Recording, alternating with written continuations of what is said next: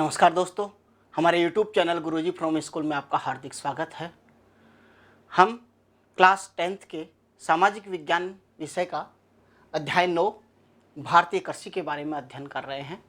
पिछले वीडियो में हमने देखा कि कौन कौन सी खाद्यान्न फसलें हैं, उनके बारे में हमने अध्ययन किया। इसके अलावा जैसे खरीफ की फसल है, जायद की फसल है, मतलब फसलों के प्रकार हमने देखे। और इस वीडियो के अंदर हम जानेंगे कि जो मुद्रादायनी फसलें हैं, जो व्यापारिक जो फसलें हैं या कहें नकदी जो फसलें हैं, उनके बारे में हम इसमें अध्ययन करेंगे। यदि पिछला वीडियो आप देखना चाहते हैं तो आई बटन में आप इसका लिंक दिया हुआ है, वहाँ पे देख सकते हैं। भारत की मुद्रादायनी वाणिज्यिक या नकदी फसलें, मुद्रादायनी कहो, वाणिज्यिक कहो या नकदी फसलें, बात एक ही है। क्यों? क्योंकि किसान जब उत्पादन करता है तो पहले से माइंड सेटअप होता है उसको कि मुझे इसको बेच के क्या कमाने हैं, नगद पैसे कमाने हैं, इसलिए इसको नकदी कह दो। या वाणिज्यिक फसलें मतलब कॉमर्शियल यूज आती हैं, इसलिए वाणिज्यिक कह दो। या मुद्रादायनी मतलब पैसा उसको अधिक मिल पाता है। खाद्यान्न फसलें के जो रेट होते हैं वो कम होती हैं, इनके क्या है, रेटें अच्छी होती हैं तो उसको पैसा अच्छा मिलता है। और इसलिए ये खाद्यान्न फसलें या मुद्रादायनी फसलें, वाणिज्यिक फसलें या नकदी फसलें कहलाती हैं। कुल कृषि भूमि के जो 1/4 भाग पे ये मुद्रादायनी फसलें की जाती हैं, उत्पादन की जाती हैं और किसान की आय का प्रमुख साधन है। इसके अलावा अपन बात करें कि उद्योगों के लिए ये कच्चा माल भी है और साख भी प्रदान करती हैं। साख क्या होती है? बैंक से जब अपन पैसा उधार लेते हैं, जो अपनी क्रेडिट है उसके सामने कि हाँ पैसा वापस हमें जमा करा सकता है ये, तो ये जो है ये साख है। तो ये मुद्रादायनी फसलों से क्या है, साख प्रदान मिलती है, मतलब उसको बढ़ती है, बैंक अधिक उधार भी दे देगा आपको। इस तरीके से ये कहा गया है कि जो मुद्रादायनी फसलें हैं यह हमें क्या करती है, साख प्रदान करती हैं। भारत में जो प्रमुख मुद्रादायनी फसलें हैं वो प्रमुख 4 हैं। कौन कौन सी? गन्ना, कपास, जूट और तिलहन। ये 4 फसलें अपने सिलेबस में हैं और इनके बारे में अपन अध्ययन करेंगे। सबसे पहले बात करते हैं गन्ना। गन्ना क्या है? भारतीय मूल का पौधा है। आप जानते हैं गन्ना आपने बचपन में खाया भी होगा, अभी भी गन्ने के जूस पीते हैं, लेकिन गन्ने को खाने का और जूस पीने में बड़ा अंतर है। आप अच्छे मजबूत दांत रखते हैं तो खा के देखिए, बड़ा आनंद आएगा। तो ये भारतीय मूल का पौधा है। और गन्ना जब आप देखते हैं और बांस जब आप देखोगे तो दोनों के अंदर आप करीब 1 फुट या आधा फुट की दूरी के ऊपर आपको कुछ बनावट, एक संरचना दिखाई देगी। तो इस तरीके की दोनों में सिमिलरिटी है। इसलिए जो गन्ना है ये किसके कुल में आता है? बांस के वनस्पति का वंश का जो है इसमें आता है। नकदी फसलों में प्रथम स्थान पे है कि जितने भी भारत के जो किसान हैं नकदी फसलें बोते हैं तो सबसे पहली प्रायोरिटीज कौन सी होती है? गन्ने को बोना उसकी प्रायोरिटीज होती है। और ये खरीफ की फसल है। खरीफ की फसल पिछले वीडियो में हम देख चुके हैं कि खरीफ की फसल जो जुलाई, अगस्त, सितंबर और अक्टूबर के बीच में, इन 4 महीने के दौरान जो बोई जाती है, उनको बारिश के मौसम में जो बोई जाती है उनको कौन सी फसल कहा जाता है? खरीफ की फसल। तो गन्ना ये कौन सी फसल है? खरीफ की फसल है। आगे बात करें, ये भारत विश्व के 50% गन्ने का उत्पादन करता है। अब विश्व में जितना भी गन्ना होता है अकेला भारत उत्पादन करता है 50% उसका। और उत्पादन या उत्पादक क्षेत्र में भी भारत क्या है? प्रथम स्थान पे है।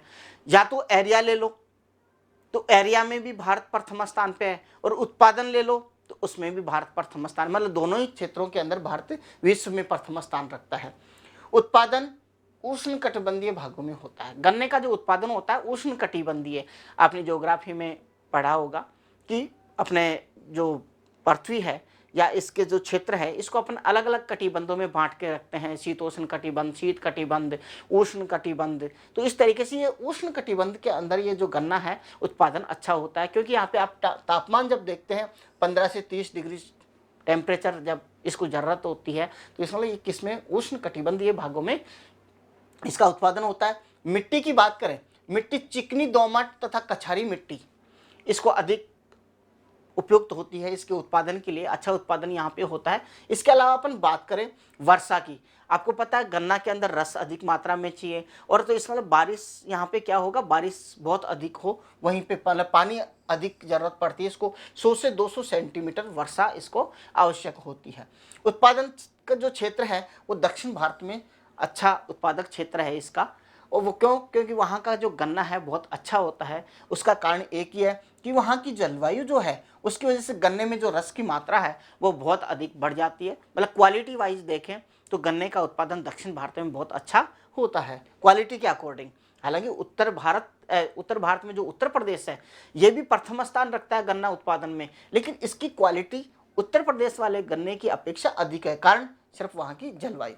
इसके अलावा बात करें कि उत्पादन भारत में कहाँ कहाँ होता है, पंजाब, हरियाणा, उत्तर प्रदेश, बिहार और गुजरात। राजस्थान में बात करें गंगानगर, बूंदी, भीलवाड़ा, चित्तौड़गढ़, उदयपुर, राजस्थान में भी इसका उत्पादन किया जाता है। उपयोग तो आप जानते हैं, गुड़, चीनी और अल्कोहल, मतलब जितने भी अल्कोहल पेय पदार्थ बनते हैं, शराब वगैरह, ये सारे किससे बनते हैं? चीनी के जो गन्ना है इसी से बनते हैं। जैसे आपने राजस्थान में देखा होगा गंगानगर शुगर मिल्स, वो भी इस गन्ने वगैरह का उपयोग करते हैं। और आपको पता है यहाँ पे अपन ने देखा राजस्थान में गन्ना कहाँ होता है, गंगानगर में हो रहा है। इसके आगे बात करते हैं। यहाँ पे आपको मैप में मैं दिखाता हूँ। यहाँ पे ये उत्तर प्रदेश दिखाई दे रहा है, बिहार, महाराष्ट्र, कर्नाटका, तमिलनाडु, ये जो क्षेत्र आपको दिखाए गए हैं ये सारे सॉरी ये गन्ना उत्पादन क्षेत्र है। पूरे 10 यहाँ पे जो टॉप 10 है वो दिखाए गए हैं। इसके आगे बात करें अपन दूसरी मुद्रादायिनी फसल, दूसरी है अपने मुद्रादायिनी फसल यहाँ पे कपास। कपास भी कौन सी फसल है? ये भी खरीफ ऋतु की फसल है। अपन ने गन्ना पढ़ा वो भी खरीफ ऋतु की फसल है, और यह भी क्या है? खरीफ ऋतु की फसल है।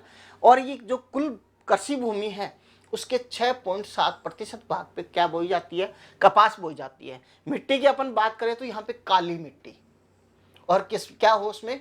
चूना और पोटास युक्त हो, तो वहाँ पे कपास बहुत अच्छी उत्पादन होती है। तापमान देखें, खरीफ का नाम सुनते ही आपको समझ में आ जाना चाहिए कि टेम्परेचर थोड़ा सा ठीक ही रहने वाला है, मतलब अच्छा रहने वाला है, ज़्यादा की ज़रूरत पड़ती है। 20 से 35 डिग्री टेम्परेचर होता है। और वर्षा की बात करें तो 75 से 100 सेंटीमीटर यहाँ इनको पानी की ज़रूरत होती है, मतलब वर्षा की ज़रूरत होती है। अब बात करेंगे भारत में जो कपास का उत्पादन होता है वो 3 प्रमुख फसलें होती हैं, इनकी 3 किस्में बोई जाती हैं। 3 किस्मों में सबसे पहली एक बात करते हैं अपन अमेरिकन कपास, इसका रेशा क्या होता है? बारीक होता है और लंबा अधिक होता है। मध्यम रेशे वाली कपास और छोटे रेशे मतलब रेशा छोटा होता है। छोटा रेशा होने के कारण इसकी क्वालिटी हल्की मानी जाती है, और इसी वजह से किसान इसको उत्पादन भी बहुत कम करता है, रेयर चांस में। क्यों? क्योंकि पैसा अच्छा नहीं मिल पाता है। सबसे बढ़िया मिलता है अमेरिकन कपास का। और यहाँ पे आप उत्पादन भी देखोगे तो 50% हिस्सा जो है वो अकेली अमेरिकन कपास बोई जाती है। कारण क्या है? पैसा अधिक मिलता है इसका, लंबा रेशा होने की वजह से। और ये बोई जाती है पंजाब, हरियाणा, राजस्थान, इन क्षेत्रों के अंदर बोई जाती है। मध्यम रेशे वाली कुल कपास के ये 40% हिस्सा है इसका, और ये हरियाणा, गुजरात, महाराष्ट्र, कर्नाटक, आंध्र प्रदेश, तमिलनाडु यहाँ पे बोई जाती है। और ये जो छोटे रेशे वाली है ये लगभग सभी एरिया में जहाँ पे भी किसान बो लेता है, तो मतलब कोई भाग नहीं है जहाँ पे नहीं बो, लेकिन कम मात्रा में बोते हैं इसको। इसके आगे बात करें उत्पादक, भारत में पहले स्थान पे आता है गुजरात कपास में, फिर दूसरा है महाराष्ट्र, तीसरा है आंध्र प्रदेश। राजस्थान में बात करें वही गंगानगर, हनुमानगढ़, बीकानेर, बूंदी, कोटा और झालावाड़। एक बात देखें, राजस्थान के अंदर गंगानगर और हनुमानगढ़ का चाहे गन्ने में नाम आए, चाहे गेहूं में नाम आए, किसी भी फसल में जनरली सामान्य रूप से बता रहा हूँ, उसमें आप गंगानगर, हनुमानगढ़ का नाम लिख सकते हैं, क्योंकि गेहूं उत्पादन में भी होता है, गन्ना भी होता है, यहाँ पे कपास भी होती है, बाकी भी आगे अपन अध्ययन करेंगे करीब करीब। क्यों? क्योंकि यहाँ पे इंदिरा गांधी नहर होने की वजह से पानी की सुविधाएं अच्छी हो जाती हैं, और यहाँ की जो ज़मीन है वो भी बहुत अधिक उपजाऊ है।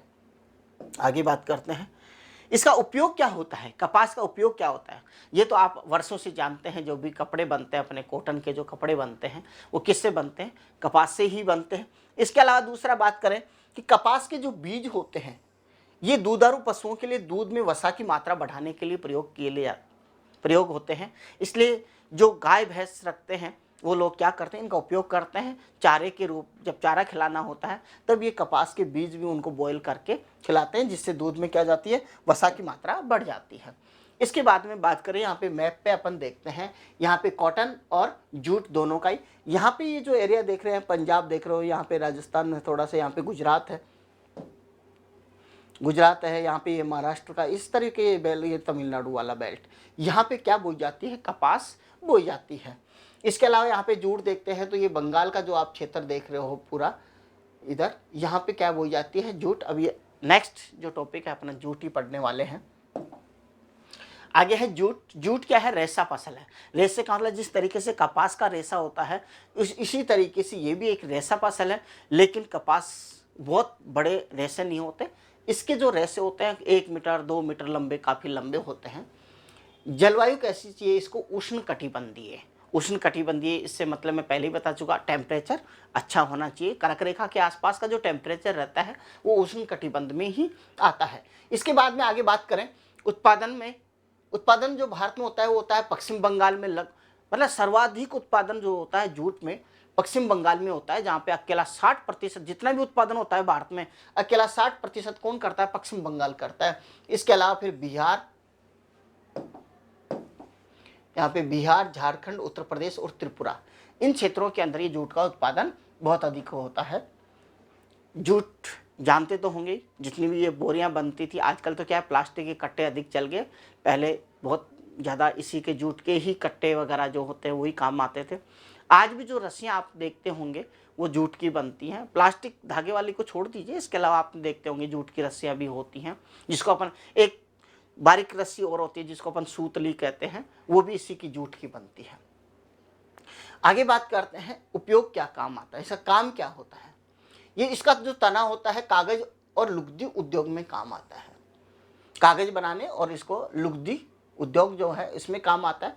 और जो इसका रेशा होता है इसके भी कपास की तरह ही बड़े बड़े मतलब बारीक बारीक लंबे, इतने बड़ा पेड़ होता है इसका, तो उस पर से क्या है रेशे उतार लिए जाते हैं। उन जो रेशे होते हैं वही छाल होती है और ये क्या काम करते हैं, बंधाई और बुनाई का उपयोग किया जाता है। और इसी से अब यही है जूट का मेन पार्ट जो आपको रस्सी बनाने के काम आएगा, वो भी इसका जो रेशेदार छाल है यही काम आती है। इसके आगे बात करते हैं अपन तिलहन की। अपने यहाँ पे तिलहन का मतलब ऐसी फसलें जिनसे अपन तेल निकालते हैं, वो सारी फसलें क्या कहलाएंगी, तिलहन फसलें। तो बीजों से खाद्य तेल की प्राप्ति होती है। और दूसरा, खरीफ और रबी दोनों ऋतुओं में बोई जाती है। तीसरी बात करें, भारत में विश्व का 10% तिलहन यहीं पे उत्पादन होता है। खाद्यान्न जितने भी तेल हैं आप देखते हो, चाहे मूंगफली का तेल देख लीजिए और सरसों का तेल देख लीजिए, ये सारे, तिल का तेल देख लीजिए, ये सारे इन तिलहन फसलों में ही आती हैं। अब तिलहन की मुख्य फसलें कौन सी हैं,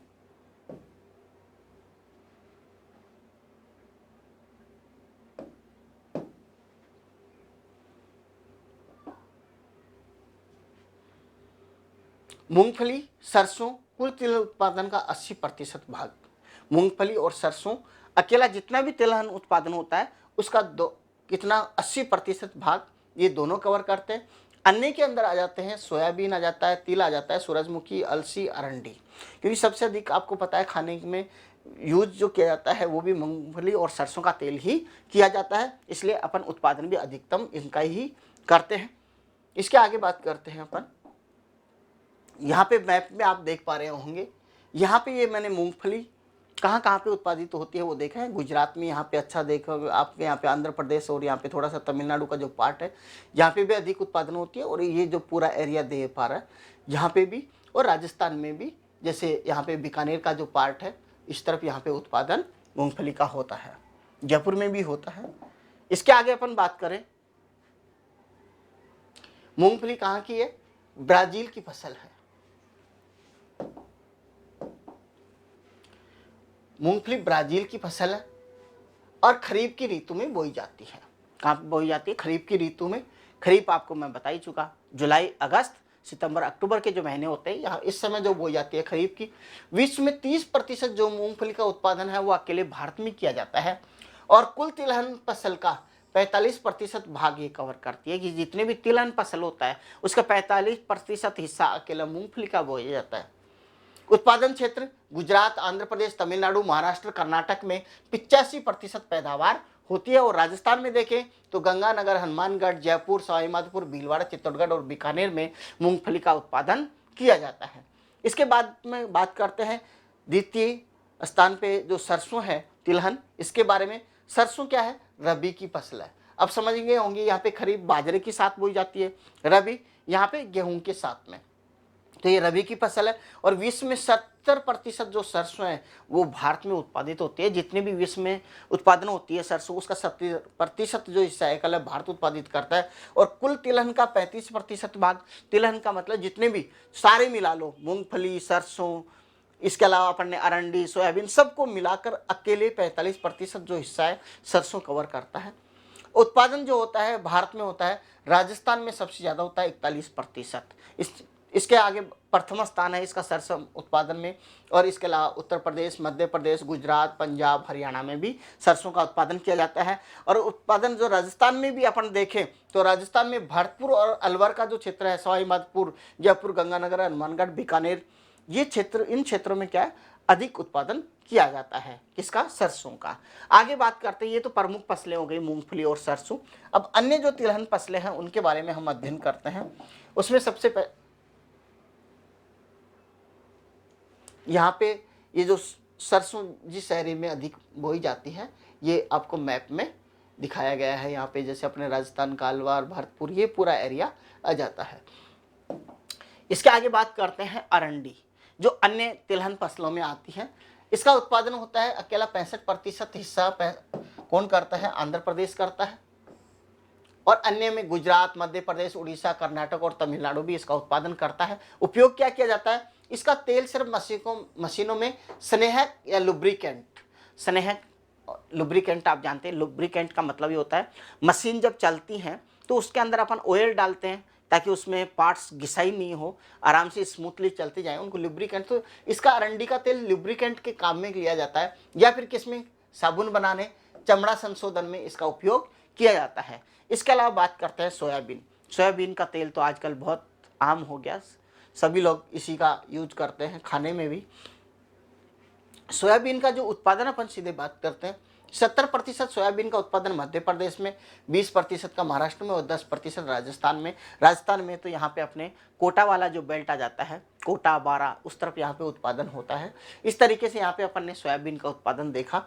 इसके अलावा भारतीय अर्थव्यवस्था में कृषि का क्या योगदान है, अपन ने कृषि के बारे में पढ़ लिया, लेकिन अर्थव्यवस्था में क्या पार्टिसिपेट है, इसका क्या योगदान है, उसके बारे में अपन अध्ययन करते हैं। सबसे पहली बात करते हैं रोजगार का साधन। रोजगार का साधन कैसे, क्योंकि भारत की जो आबादी है वो ग्रामीण परिवेश में रहती है और 65% जो लोग हैं वो डायरेक्टली किस पे डिपेंड करते हैं, 55% लोग कहाँ किस पे डिपेंड करते हैं,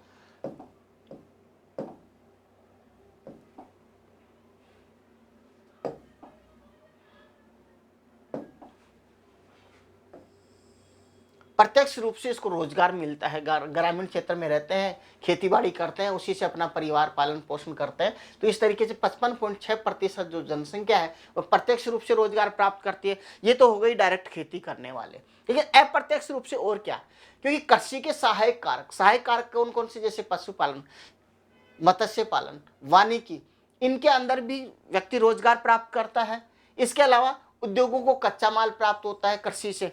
यदि मान लो उद्योगों को कच्चा माल ही प्राप्त नहीं हो तो कारखानों में काम करने वाला करेगा क्या, मजदूर, उसको मजदूरी भी नहीं मिलेगी। तो इस तरीके से यदि उद्योगों में कोई व्यक्ति काम कर रहा है वो भी अप्रत्यक्ष रूप से किस पे डिपेंड करता है, कृषि पे डिपेंड करता है। इसका मतलब अप्रत्यक्ष रूप से बड़ी संख्या में रोजगार मिलता है इससे। आगे बात करते हैं सकल घरेलू उत्पाद सहायक, जो अपने देश की जीडीपी होती है, सकल घरेलू उत्पाद होता है, उसमें भी कृषि का बहुत बड़ा योगदान होता है। इसके बाद में बात करें विदेशी व्यापार में योगदान।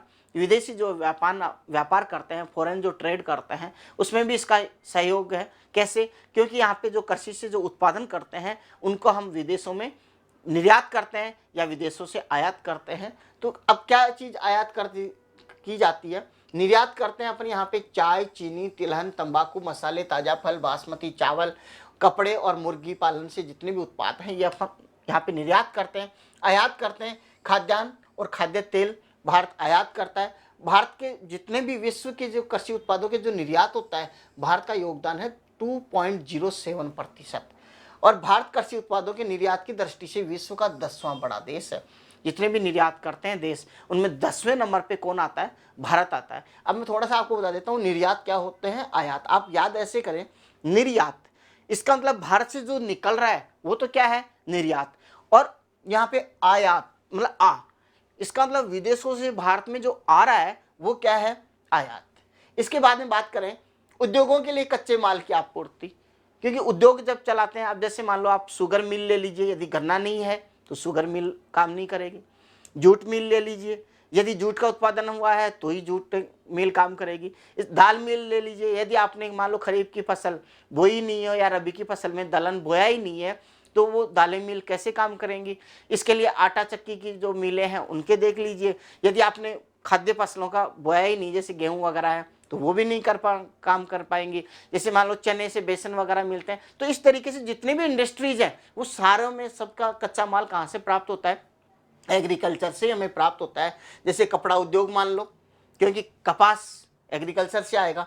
चीनी उद्योग, शुगर कैन जो है मतलब गन्ने जो है वो भी एग्रीकल्चर से। वनस्पति तेल उद्योग, मसाला उद्योग, ये सारे कहाँ से आ रहे हैं? इनका जो कच्चा माल है वो हमको एग्रीकल्चर ही प्राप्त हो रहा है। इसके अलावा बात करें औद्योगिक उत्पादों के लिए बाजार।